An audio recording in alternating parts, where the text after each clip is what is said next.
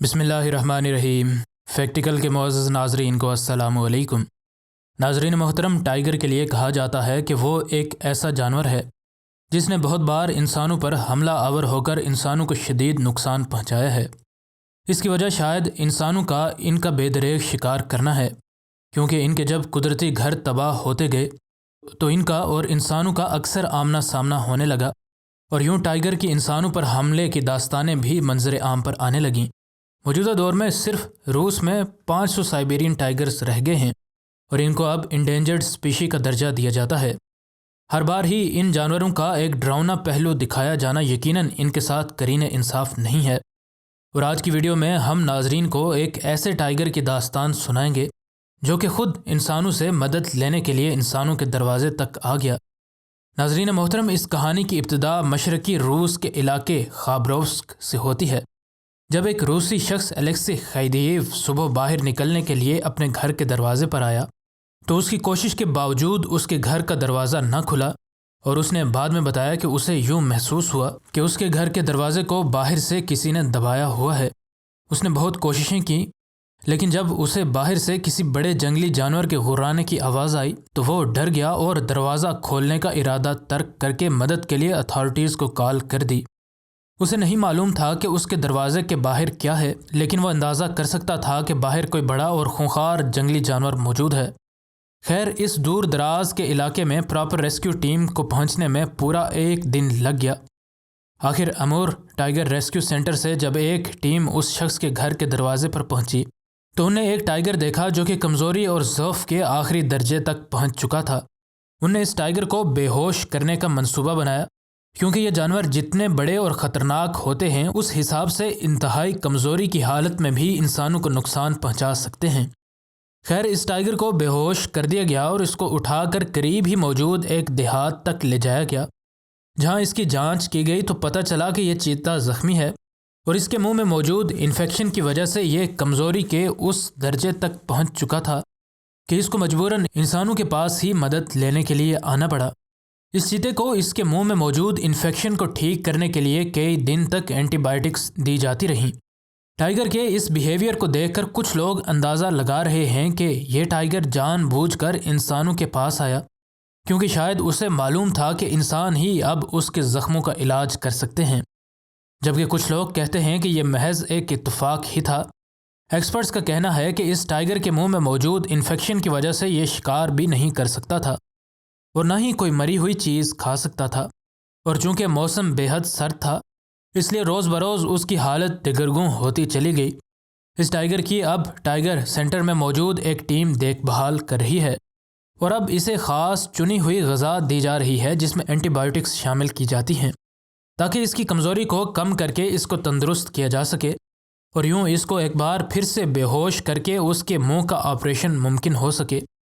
इस टाइगर को रेस्क्यू करने वाली टीम ने बताया कि हमने इस टाइगर को रेस्क्यू करते हुए हर तरह के मुमकिन स्टेप्स लिए, लेकिन इसके मुंह में मौजूद ज़ख्म की वजह से इसको इतनी कमज़ोरी हो चुकी है कि इसको बिल्कुल तंदुरुस्त होने में कुछ वक्त लग जाएगा।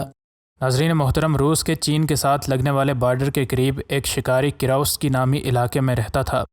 इस शिकारी का नाम आइगर रेलिक था और आइगर को इस इलाके में मौजूद तकरीबन हर शख्स एक तजर्बाकार शिकारी के तौर पर जानता था। ये शिकारी मौजूदा दौर में एक फॉरेस्ट रेंजर का काम करता है और जंगल में मौजूद जानवरों की हिफाजत का ज़िम्मा इसी का है। एक दिन इसका एक रिश्तेदार इसके घर आया और बातों बातों में उसने उससे पूछ लिया कि तुम्हारी माँ से मैंने सुना था कि तुम्हारी एक टाइगर ने जान बचाई थी, लेकिन मुझे ज़्यादा तफसील नहीं पता चल सकी। मुझे तफसील से बताओ कि यह सारा वाक़या क्या है। और आज की वीडियो में हम नाजरीन को इसी दिलचस्प वाक़े से आगाह करेंगे, लेकिन इससे पहले कि वीडियो को मज़ीद आगे बढ़ाया जाए, अगर आप फैक्टिकल के नए नाजरीन में से हैं तो हमारे चैनल को सब्सक्राइब कर लें। नाजरीन ग्रामी, इस शिकारी ने उसे सारी कहानी सुनानी शुरू की। उसने बताया कि मैं और मेरे कुछ दोस्त जंगल में शिकार के लिए गए थे। सुबह के वक्त मेरे दोस्त मुझसे पहले जाग गए और मेरे जागने का इंतज़ार किए बगैर जंगल में शिकार के लिए निकल गए। मैं जब जागा तो जंगल में मौजूद हमारा टेंट खाली था। मैं समझ गया कि वो सब जंगल में चले गए हैं। मैं अभी इधर उधर टहल ही रहा था कि मैंने पास मौजूद झाड़ियों में किसी चीज़ की मौजूदगी को महसूस किया। मेरे अंदर मौजूद शिकारी की खिसलत मुझे बता रही थी कि मुझे फ़ौरन अपने दिफा के लिए तैयार हो जाना चाहिए। मैं अपनी राइफ़ल उठाकर ले आया और उस चीज़ के सामने आने का इंतज़ार करने लगा। مجھے یہ دیکھ کر حیرت کا جھٹکا لگا کہ ایک مادہ ٹائیگر میری طرف بڑھ رہی ہے۔ مجھے دیکھ کر وہ واپس گھنے جنگل میں غائب ہو گئی۔ میں نے اس کا پیچھا کرنا مناسب نہ سمجھا اور شکر کیا کہ میں ایک بڑی مصیبت سے بچ گیا ہوں۔ ابھی میرے دل کی تیز دھڑکن کچھ حد تک ہی سنبھل پائی تھی کہ میں نے پھر سے اس ٹائیگرس کو اپنی طرف آتے دیکھا۔ وہ اپنے منہ میں کچھ دبائے میری طرف آ رہی تھی۔ میرے لیے یہ سمجھنا مشکل نہیں تھا کہ وہ حملے کی غرض سے نہیں آ رہی، لیکن یہ مجھے ابھی پتہ نہیں تھا کہ آخر اس مادہ ٹائیگر کے ساتھ مسئلہ کیا ہے۔ میں ایک بار پھر سے رائفل اس کی طرف تان کر اپنے دفاع کے لیے تیار ہو چکا تھا۔ اس کے منہ میں اس کا بچہ موجود تھا اور دیکھتے ہی دیکھتے اس نے اپنا بچہ زمین پر چھوڑ دیا۔ مجھے بالکل سمجھ نہیں آ رہی تھی کہ یہ سب کیا ہو رہا ہے۔ اس کا بچہ مجھے ٹھیک نہیں لگ رہا تھا اور ایسا لگ رہا تھا کہ وہ یا تو بیمار ہے یا پھر زخمی ہے، کیونکہ اس کے لیے اپنی ٹانگوں پر کھڑا ہونا بھی محال تھا۔ ابھی مجھے کچھ معاملہ سمجھ آ رہا تھا۔ اسی اثنا میں اس کی ماں اٹھی اور آہستہ آہستہ قدم اٹھاتی جنگل میں چلی گئی۔ مجھے اب سمجھ آ چکی تھی کہ یہ ٹائیگرس مجھ سے مدد چاہتی ہے۔ میں فوراً سے اپنے ٹینٹ میں گیا اور فرسٹ ایڈ کٹ نکال کر دوڑتا ہوا اس ٹائیگر کے بچے تک پہنچ گیا۔ میں نے اس کے سارے جسم کو ٹٹولا، لیکن اس کے جسم پر کہیں بھی مجھے کسی بھی طرح کے زخم کے نشان نہیں مل رہے تھے۔ لیکن یہ چھوٹا ٹائیگر کسی بھی طرح ٹھیک نہیں لگ رہا تھا۔ میں اسے اٹھا کر اپنے ٹینٹ میں لے آیا اور اسے اپنے بیگ میں ڈال کر اپنے دوستوں کا انتظار کرنے لگا۔ جو ہی وہ لوگ آئے تو میں نے انہیں بتایا کہ مجھے کچھ ضروری کام کی وجہ سے واپس گھر جانا ہے۔ یہ کہہ کر میں اپنے گھر کے لیے وہاں سے نکل آیا۔ گھر پہنچ کر میں نے اپنے بیگ سے یہ ٹائیگر کا بچہ نکالا تو میری بیوی ڈر گئی، لیکن پھر میں نے اسے یہ سارا معاملہ بتایا اور کہا کہ ہمیں اسے فوراً سے ڈاکٹر کو چیک کروانا ہوگا۔ میں اسے لے کر ڈاکٹر کے پاس چلا گیا تو ڈاکٹر نے بتایا کہ کسی وجہ سے خوراک نہ ملنے کی وجہ سے یہ ٹائیگر بہت زیادہ کمزور ہو چکا ہے اور اس کی جان بچانے کے لیے اس کا فوراً سے علاج ہونا ضروری ہے۔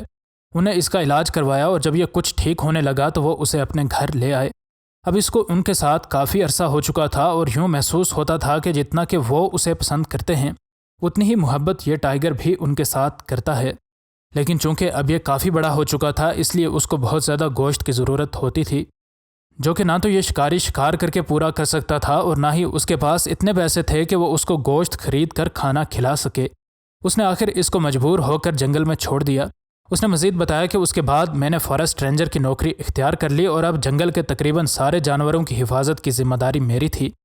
اچانک ایک دن میڈیا پر خبریں آنا شروع ہو گئیں کہ جنگل سے لوگ جنگلی جانوروں کو سمگل کر رہے ہیں۔ مقامی انتظامیہ نے سارا ملبہ فارسٹ رینجرز پر ڈالا اور ہمیں اس سمگلنگ کا ذمہ دار ٹھہرا دیا گیا۔ انتظامیہ کا دباؤ میرے لیے اتنا پریشان کن نہیں تھا جتنا کہ مجھے یہ بات تکلیف دے رہی تھی کہ ان جانوروں کے ساتھ یہ سمگلرز کیا سلوک کریں گے۔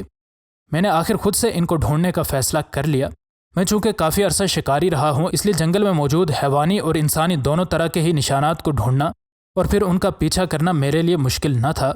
تھوڑی سی ہی محنت کے بعد مجھے جنگل میں انسانوں کے پیروں کے نشانات مل گئے۔ ان نشانات کا پیچھا کرتے کرتے آخر میں ان سمگلرز تک پہنچ ہی گیا۔ تب وہ ایک بھیڑیے کے بچوں کو اٹھا کر لے جا رہے تھے۔ میں نے ان کی طرف بندوق تان کر ان کو ہاتھ اوپر کرنے کا کہا اور ابھی ان کو میں گرفتار کرنے ہی والا تھا کہ کسی نے میرے سر پر کوئی چیز اتنی زور سے ماری کہ میں بے ہوش ہو کر گر پڑا۔ اس کے بعد مجھے جب ہوش آیا تب میرے ہاتھ بندھے تھے اور میں ان سمگلرز کی قید میں تھا۔